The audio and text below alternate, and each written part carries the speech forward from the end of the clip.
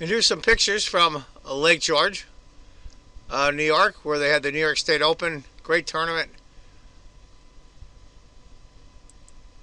There's my cousin Mary and one of the chess players, Ed Small. He's from here, from Binghamton, New York, outside of Binghamton and Vestal. It's really cool. And there's one of the boats. It's at night, so it's a little dark, but it's a pretty cool place. Very, very beautiful, very peaceful at Lake George, New York. And there's a picture of me looking up. I was kind of goofing around there, looking up the dress of the Indian statue there. And so there's me. I'm on the right, of course. My cousin Mary. Here's I'll get getting ready to parasail. Pretty cool stuff. Maybe I have the nerve someday. I'll try it. Ducks are all over the place in the lake. Pretty nice. Some more scenes during the day on the boats around the area. Just past the boats there is basically the main drag of Lake George. A lot of shops, a lot of restaurants, a lot of traffic. Really nice.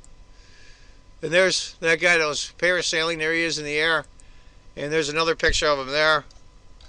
And there he is when he's way up. Now it's funny, when I snapped the picture, I want to get some of the boats in the lake in the background. These two young girls with their kid. I was kidding with them. I said, "Oh, you're going to be on my YouTube channel." And one girl goes, "Oh no." So there's the picture after they walked away of the one of the dock areas in the lake. Pretty nice.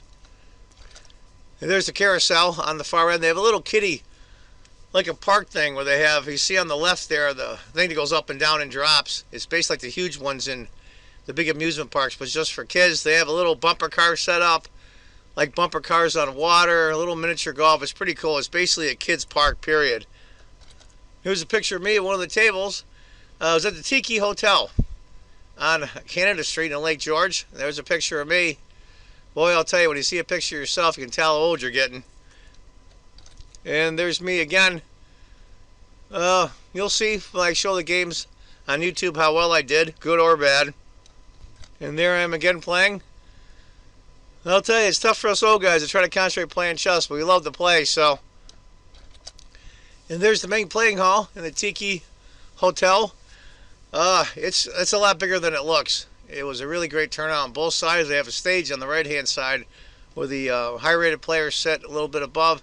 And on the left's a long set of booths, which was kind of nice, because you got to sit by yourself, just you and your opponent in a booth, and it was pretty cool. And there's Steve there, the tournament organizer. He works for Bill Goitzberg and Continental Chess Association. They run a good tournament. And there's me on the left there, between the young kid and the guy with the white hair there. There's a little better picture. You can see me right next to the kid in the white shirt. And the hall, like I said, it was nice. A few years ago, they had it a different place in the Tiki. This is much better than they used to have it. And there's me again. That's my last round game. We're just getting ready to start. I'm adjusting my pieces. And there's some more of the players in the playing hall. Me again. Trying to win desperately. And there's the playing hall there. And there is the video and some of the pictures from my time at Lake George, New York for the New York State Open. Hi, I hope you enjoyed the pictures of Lake George. Had a good time there. This is round 3, my game in the New York State Open 2016. Now, I won 2 in a row. I won round 1 and round 2. I'm past these short time controls. I play in the 2-day schedule, so the first 2 games were only games 60. Now we're back at longer time controls. Theoretically, I'm going to play better. We'll see. 40 moves in 100 minutes, and the second time control is 30 minutes sudden death. All with a 10-second delay, not increment. Let's get to it. As white, my opponent, Brian Clark. And I am black. I play my usual Scandinavia against d4. Bishop b2. We'll just go through the opening here a little bit. Castles. Bishop h3. According to the computer, that's the last book move. It's basically even on the computer I have off screen. So I think I'm okay. I really do. Now, interesting enough, it's got to be moving the bishop to f5 for my next move. Bishop takes knight, which I would really hate, or bishop all the way back to c8. I decided to go bishop e6. The computer didn't hate it, but didn't really like it that much either. It's not a problem blocking the e-pawn because my dark squared bishop is fianchetto. He just tamely goes along, which I'm really surprised. c4 was the move the computer really liked. But he's just playing conservative. If he had gone c4 after bishop d6, d5, then the bishop goes to f5. I still think black's okay here. After bishop d2, c6. I just didn't like the bishop coming out to b5 or anything else coming there for that matter. Queen to c1. Obviously, you see what he's going to do. He's going to force the trade of the dark squared bishops. Well, I could always move the rook. And then when he puts the bishop here, I can move back. But I decided to go knight to f6 instead. He made a move here that I thought was really lousy when he first did it. And after I looked at it, I saw that actually was a decent move. He's got to get his knight into place. He puts him on e3. Nothing's really attacking him. You know, I can go here to here. He's really okay. Now, I did the move here, and this is a problem I have with the Scandinavians sometimes. Where to put the light squared bishop. Now, knight to e4 looks pretty good. Knight to d5 looks good as well. I decided to get the bishop right out of the way. I didn't know where to put him. The fact of the matter was I didn't like him here anymore. And if I put the bishop here, knight's just going to come. And I really didn't want to deal with it anymore, so I just put him back. If I had gone to f5, knight g5 is a pretty good response. After bishop c8, he played knight c4. I moved the other knight. Now, I'm down 2 tempi already. I moved the bishop twice, the light squared bishop. So I'm a little bit aggravated right now. I'm thinking, you know, this is the opening that I use. I should know it really well. a4. So I had to go c5. Knight to d5 was the computer's choice. a5 maybe. I just wanted to open things up a little bit. He went bishop h6. Now I probably should have taken c takes d4, or even b6 for that matter. I said go queen to c7. He takes, king takes. Yeah, my king's a little vulnerable, but the fact of the matter is, he has no dark squared bishop. He really can't get to me. Queen g5. He puts his queen right there. I don't know if he was just trying to start something or what the deal was. So I just kicked the queen. Queen went to e3, and I played knight to d5. So I'm thinking to myself, I'm okay. This is a decent position. Of course, my poor light squared bishop, he'll eventually get out. And that knight on d5 is in a very good spot. Queen to d2, he moves the queen again. Now, rook d8 is probably a decent move. Just shows some patience. C takes d4, maybe. Knight on d7 to f6. I wanted to get the queen right out. I could tell I was playing badly, and I wanted to get the queens off of the board. He played rook a to d1. I thought for a while. Decided let's get rid of the queens. Rook takes. Not as good as knight takes, as you'll see. Because after c takes, this knight comes out.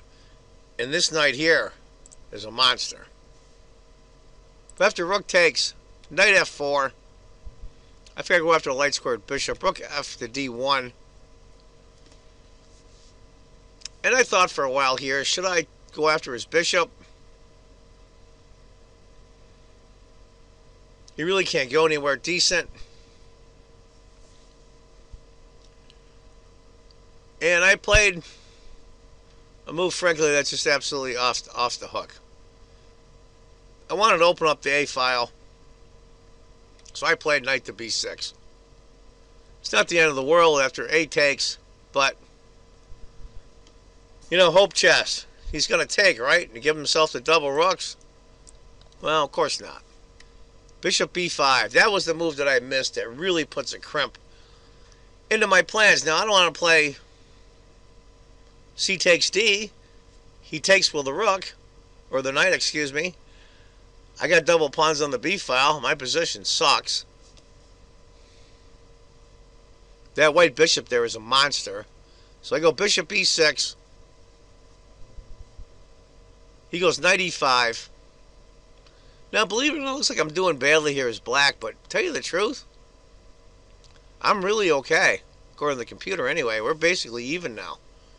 And it's stuff I keep talking about all the time. Chess is a very psychological game. Yeah, granted, there's openings and there's tactics and all that stuff and principles, but at its core, it's an emotional game. It's a psychological game. And at this point right now where I'm moved 24, and I'm eating up tons of time. In fact, this is the game where the only game that I went past the first time control. And I just get that feeling I was being crushed, and it's horrible. And it makes you play really badly. I say go bishop b3. Now, according to the computer, we're even. And when you think you're not doing well is when you start not doing well. Rook a1. I decided to get right there. Now he can't take. And this pin hangs for a long time in different forms. He can't take now, of course, because rook takes the rook on d2. So he goes knight d7 just to block up the file. I play pawn takes. Computer didn't like it, and I look back on it now. It was a crappy move. Bishop c4. If I went bishop c4, after bishop takes, rook takes, I think I'm a little better off here. That pin is still there on his rook, but it's knight against bishop. You know.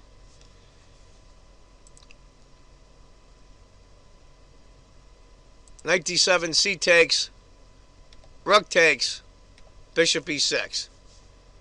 So I'm thinking, okay, he'll move the knight, rook takes rook, pawn takes, he isolates his pawn. Instead, he just doubles up, of course. Now, I couldn't take at this point. After rook, I couldn't take it that this knight. Make a long story short, his rook ends up here, hitting both of these pawns, and I didn't want to do that. So I went bishop to b3 again, hitting the rook. He moves the rook up, I hit the rook. I do back. I'm thinking to myself, he was an older guy. I mean, I'm 59, but he was probably, I would say, late 60s, early 70s. Maybe it's the third round of the day. Maybe he'll just take a draw. I would have been happy with that. Rook e3. He says no. Pawn takes. Rook takes. Excuse me. Bishop takes. Rook takes. Rook takes. And this is where I mess up. This is where I really, really stumble. Rook a5. Rook a6. b5. All those are moves the computer likes a lot as well as I do. I thought to myself, hey, let's just block off the rook. And right now, it's a 1.5 advantage for white. 1.25. g3. Now remember that pin is still there on his knight. So I'm thinking, okay, computer likes rook to a1. I figured, what the heck? I'll go knight there. King g2.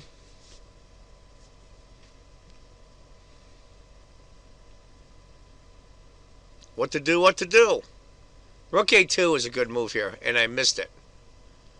I go rook a7. Later down the road, I'm going to need to defend that pawn. But he's only half a point up. b5, excuse me, b4. And this is where I mess up again with that knight. Rook takes d7. Keeps me in the game. Or knight takes d7. Either one. I played the knight back. Figured, okay. But this is no good now. It's an over 2-point advantage. He moves the rook up. That knight's still pinned, but who cares? Knight f8. Now, according to the computer, knight f6 is a good move. Because after knight f6, if rook takes, knight come here checks and gets the rook back. He messes up. Rook d4. Now I'm back in the game. But I'm still feeling the pressure. So what do? I make the same blunder again. Instead of playing knight takes knight, I go knight e6 again. He goes rook e4 this time. And now I make the final blunder. Knight f8. Now he goes rook f4. And I'm doomed. Rook takes check. King g8, rook takes, knight takes, rook takes. Go after the pawn, big deal. It's an over 2-point advantage. I'll go through the rest of the moves. There were more moves after this. He ended up getting a pawn down to b7. I resigned. I was pretty upset. But that's the way it goes. Sometimes I was pretty tired. I haven't played 3 long games like that in a very long time in one day. So I have 2 wins and 1 loss now at the New York State Open 2016. I hope you enjoyed the game. It was kind of painful for me to go over before I did this video, but that's the way it goes. And as I always say, well, I always say chess is a cruel game, and this definitely proves that. But what I always say is, if you think chess is just a game, you're not playing it right. Take care, folks. Bye-bye.